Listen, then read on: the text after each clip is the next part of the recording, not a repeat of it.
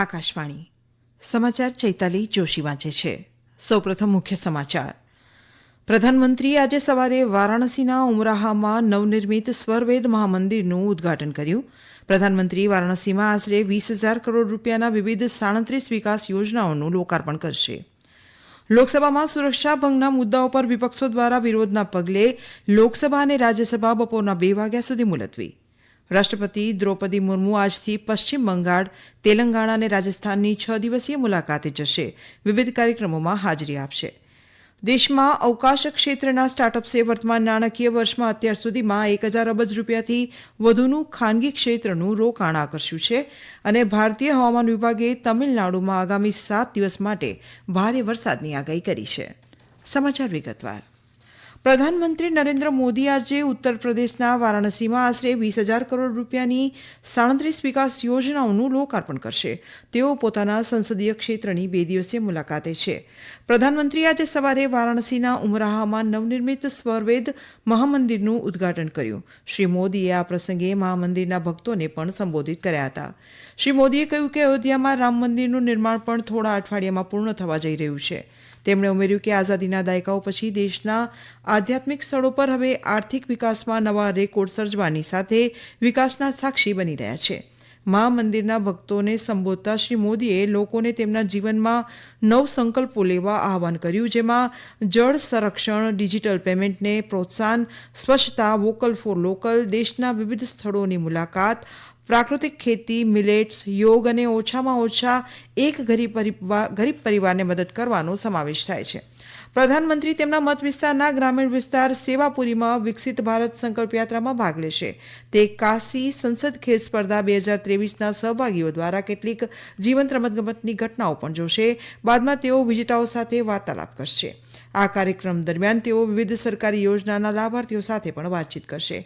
પ્રધાનમંત્રી લગભગ 10,900 કરોડ રૂપિયાના ખર્ચે બનેલા નવા પંડિત દીનદયાળ ઉપાધ્યાય નગર નવા ભાઈપુર ડેડિકેટેડ ફ્રેટ કોરિડોર પ્રોજેક્ટનું પણ ઉદ્ઘાટન કરશે.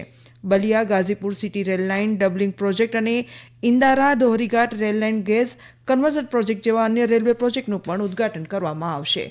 પ્રધાનમંત્રી વારાણસી નવી Delhi Vande Bharat express train, દોહરીઘાટ મોમુ train અને નવા ઉદ્ઘાટન કરાયેલા ડેડિકેટેડ ફ્રેટ કોરિડોર ખાતે લાંબા અંતરની માલસામાન ટ્રેનની જોડીને લીલી ઝંડી બતાવશે. તેઓ બનારસ લોકોમોટિવ વર્કર્સ દ્વારા બનાવેલા 10,000માં લોકોમોટિવને પણ ફ્લેગ ઓફ કરશે. સ્માર્ટ સિટી મિશન હેઠળ પ્રવાસીઓને વિગતવાર માહિતી માટેની વેબસાઇટ અને એકીકૃત પ્રવાસી પાસ સિસ્ટમ પ્રધાનમંત્રી દ્વારા શરૂ કરવામાં આવશે. એકીકૃત પાસ શ્રી કાશી વિશ્વનાથ ધામ, ગંગા ક્રૂઝ અને સારનાથના લાઇટ એન્ડ સાઉન્ડ શો માટે સિંગલ પ્લેટફોર્મ ટિકિટ બુકિંગ પ્રદાન કરશે અને સંકલિત QR કોડ સેવા પણ પ્રદાન કરશે.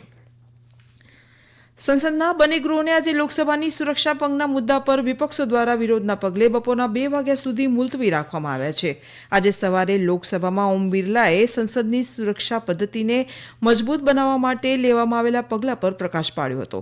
તેમણે કહ્યું કે સુરક્ષા ભંગના મામલાની તપાસ ચાલી રહી છે અને તે માટે સંસદીય ઉચ્ચસ્તરીય સમિતિની પણ રચના કરવામાં આવી છે. તેમણે કહ્યું કે સંસદની સુરક્ષા લોકસભા સચિવાલયની છે અને સરકારને તેની સાથે કોઈ લેવા દેવા નથી. સંસદીય બાબતોના મંત્રી પ્રહલાદ જોશીએ કહ્યું કે આ 17મી લોકસભાનું છેલ્લું પૂર્ણ સત્ર છે અને ઘણા મહત્વપૂર્ણ કાયદાઓ લાઇનમાં છે. તેમણે વિરોધ કરનારા સભ્યોને ગૃહની કાર્યવાહીની મંજૂરી આપવા વિનંતી કરી. રાજ્યસભા આજે સવારે વિપક્ષના સભ્યોએ પ્રધાનમંત્રી નરેન્દ્ર મોદીના અને કેન્દ્રીય ગૃહપ્રધાન અમિત શાહના સુરક્ષા ભંગના મુદ્દા અંગેના ગૃહના નિવેદનની માંગ કરી હતી, જેને અધ્યક્ષ જગદીપ ધનખડ દ્વારા મંજૂરી ના અપાઈ. ત્યારબાદ બપોરના 2 વાગ્યા સુધી મુલતવી રાખવામાં આવ્યું. રાષ્ટ્રપતિ દ્રૌપદી મુર્મુ આજથી પશ્ચિમ બંગાળ, તેલંગાણા અને રાજસ્થાનની 6 દિવસીય મુલાકાતે જશે. રાષ્ટ્રપતિ આજે પશ્ચિમ બંગાળમાં IIT ખડગપુરના 69માં દીક્ષાંત સમારોહમાં હાજરી આપશે અને બાદમાં તેલંગાણાના સિકંદરાબાદમાં રાષ્ટ્રપતિ નિલયમ ખાતે પહોંચશે. આવતીકાલે તે હૈદરાબાદ પબ્લિક સ્કૂલ સોસાયટીના શતાબ્દી સમારોહમાં ભાગ લેશે. રાષ્ટ્રપતિ તેમના વાર્ષિક દક્ષિણ પ્રવાસના ભાગરૂપે હૈદરાબાદની મુલાકાતે લેશે. રાષ્ટ્રપતિ બુધવારે તેલંગાણાના યાદાદ્રી ભુવનગિરી જિલ્લામાં પોચમપલ્લી ખાતે કાપડ મંત્રાલય દ્વારા આયોજિત હેન્ડલૂમ અને સ્પિનિંગ યુનિટ તેમજ થીમ પેવેલિયનની પણ મુલાકાત લેશે. મધ્યપ્રદેશ વિધાનસભાનું 4 દિવસીય સત્ર આજથી શરૂ થયું છે. આ સત્ર આ મહિનાની 21મી તારીખે સમાપ્ત થશે. અમારા સંવાદદાતા જણાવે છે કે મધ્યપ્રદેશની 16મી વિધાનસભાનું આ પ્રથમ સત્ર છે. પ્રથમ 2 દિવસ દરમિયાન નવા ચૂંટાયેલા ધારાસભ્યોને શપથ લેવડાવવામાં આવશે, જ્યારે ગૃહ સત્ર દરમિયાન અધ્યક્ષની પસંદગી પણ કરશે. પૂર્વ કેન્દ્રીય મંત્રી નરેન્દ્રસિંહ તોમર અધ્યક્ષ બનશે. દરમિયાન રાજ્યપાલ મંગુભાઈ પટેલે ભાજપના સૌથી વરિષ્ઠ ધારાસભ્ય ગોપાલ ભાર્ગવને ગૃહની કામગીરી ચલાવવા માટે પ્રોટેમ સ્પીકર તરીકે નિયુક્ત કર્યા હતા. આ સમાચાર આપ આકાશવાણી પરથી સાંભળી રહ્યા છો. કેન્દ્રીય મંત્રી જીતેન્દ્રસિંહે કહ્યું છે કે દેશમાં અવકાશ ક્ષેત્રના સ્ટાર્ટઅપ્સે વર્તમાન નાણાકીય વર્ષના 9 મહિના દરમિયાન 1000 અબજ રૂપિયાથી વધુનું ખાનગી ક્ષેત્રનું રોકાણ આકર્ષ્યું છે.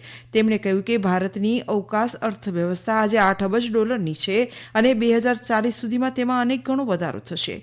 શ્રી સિંહે કહ્યું કે આર્થર ડી લિટલના અહેવાલ મુજબ ભારતીય અવકાશ અર્થતંત્ર 2040 સુધીમાં $100 બિલિયન થવાનો અંદાજ છે. શ્રી ડોક્ટર સિંઘે કહ્યું કે ઇસરોએ 430થી વધુ વિદેશી ઉપગ્રહો લોન્ચ કર્યા છે. ઇસરોએ યુરોપિયન ઉપગ્રહોના પ્રક્ષેપણથી €290 મિલિયન અને અમેરિકાના ઉપગ્રહોના પ્રક્ષેપણથી $170 મિલિયન કમાણી કરી હતી. તેમણે કહ્યું કે પ્રધાનમંત્રી નરેન્દ્ર મોદીના અંતરિક્ષ ક્ષેત્રના સુધારા અને જાહેર ખાનગી ભાગીદારીની શરૂઆતને કારણે ભારતમાં સ્પેસ સ્ટાર્ટઅપની સંખ્યામાં ઝડપથી વધારો થયો છે. ભારતીય હવામાન વિભાગે તમિલનાડુમાં આગામી 7 દિવસ માટે ભારે વરસાદની આગાહી કરી છે. સતત ધોધમાર વરસાદથી જનજીવન અસ્તવ્યસ્ત બન્યું છે. મુખ્ય સચિવ શિવદાસ મીણાએ કહ્યું કે તુતીકોરીન જિલ્લાઓમાં 84 રાહત કેન્દ્રોમાં 7000થી વધુ લોકોને બચાવી લેવામાં આવ્યા છે અને આશ્રય આપવામાં આવ્યો છે. તેમણે જણાવ્યું કે 80થી વધુ બોટ બચાવ અને રાહત પ્રવૃત્તિઓમાં જોડાઈ છે. તેમણે કહ્યું કે કેન્દ્ર સરકારને બચાવ અભિયાનમાં સેના, નૌકાદળ અને વાયુસેનાને તૈનાત કરવા અને પૂરમાં ફસાયેલા લોકો માટે ખોરાક અને આવશ્યક વસ્તુઓ મૂકવા માટે વિનંતી કરવામાં આવી છે. તેમણે કહ્યું કે થુથુકુડી, શ્રી વેકતુતન, સાથનકુલમ, તિરુચેન્દુરમાં છેલ્લા 24 કલાકમાં 50થી 95 સેન્ટીમીટરથી વધુ વરસાદ થયો છે. પશ્ચિમ ઘાટમાં ભારે વરસાદ પડી રહ્યો હોવાથી મુલિયા-પેરિયાર ડેમમાં પાણીનું સ્તર 136 ફૂટ છે અને પૂરની ચેતવણી જાહેર કરવામાં આવી છે. સતત વરસાદને કારણે રાજ્ય સરકારે તિરુનેલવેલી, થુથુકુડી, કન્યાકુમારી અને તેનકસીમાં તમામ કચેરીઓ અને શૈક્ષણિક સંસ્થાઓ માટે રજા જાહેર કરી છે. યુનિવર્સિટીની પરીક્ષાઓ આગળની જાહેરાત ન થાય ત્યાં સુધી મોકૂફ રાખવામાં આવી છે. પપનાસમ સલવારુ ડેમ પણ પૂર્ણ ક્ષમતા પર છે અને તામીરાભરાની નદી ખતરાની નિશાની પરથી વહી રહી છે. રાજ્ય સરકારે નીચાણવાળા વિસ્તારોમાં રહેતા લોકોને આશ્રય સ્થાનોમાં જવા માટે કહ્યું છે. જિલ્લા વહીવટીતંત્રને પરિસ્થિતિનો સામનો કરવા માટે તાત્કાલિક ઉપાયાત્મક પગલાં લેવા માટે કહેવામાં આવ્યું છે. એનડીઆરએફ અને એસડીઆરએફની ટીમોને બચાવ અને રાહત માટે તૈયાર રાખવામાં આવી છે. સંરક્ષણ મંત્રાલયે કહ્યું છે કે ભારતમાં પ્રથમ વખત દિલ્હી કેન્ટોનમેન્ટ આર્મી હોસ્પિટલના ડોક્ટરોએ દુર્લભ પ્રાથમિક ઇમ્યુનોડેફિશિયન્સી ડિસઓર્ડરથી પીડિત બાળક પર જીવનરક્ષક બોન મેરો ટ્રાન્સપ્લાન્ટ સફળતાપૂર્વક કર્યું છે. મંત્રાલયે કહ્યું કે ડોક્ટરોની આ સફળતાને સમાન સમસ્યાથી પીડિત બાળકો અને પરિવારો માટે આશાના નવા દરવાજા ખોલ્યા છે. 7 વર્ષના બાળકને 1 વર્ષની ઉંમરે ARPC-1B ઇમ્યુનોડિફિશિયન્સીનું એક ખૂબ જ દુર્લભ સ્વરૂપ હોવાનું નિદાન થયું હતું. આનાથી બાળકની રોગપ્રતિકારક શક્તિ પર ગંભીર અસર પડી અને તેથી વારંવાર જીવલેણ ચેપ અને અન્ય ગૂંચવણો થઈ. મંત્રાલયે વધુમાં જણાવ્યું હતું કે આર્મી હોસ્પિટલે હોસ્પિટલમાં રિફર કર્યાના 6 મહિનાની અંદર મેચ અનરિલેટેડ ડોનર ટ્રાન્સપ્લાન્ટ કરાવ્યું હતું. આ પ્રક્રિયાનો હેતુ ખામીયુક્ત રોગ પ્રતિકારક કોષોને તંદુરસ્ત કોષો સાથે બદલવાનો હતો.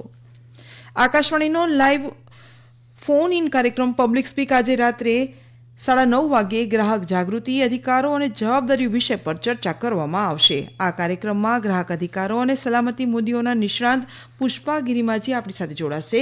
આ કાર્યક્રમ દરમિયાન શ્રોતા મિત્રો નિષ્ણાંત સમક્ષ ગ્રાહક અધિકારીઓના વિવિધ પાસાઓ જેવા કે સંરક્ષણ પગલાં, ફરિયાદ પદ્ધતિ સંબંધિત પ્રશ્નો પૂછી શકશે.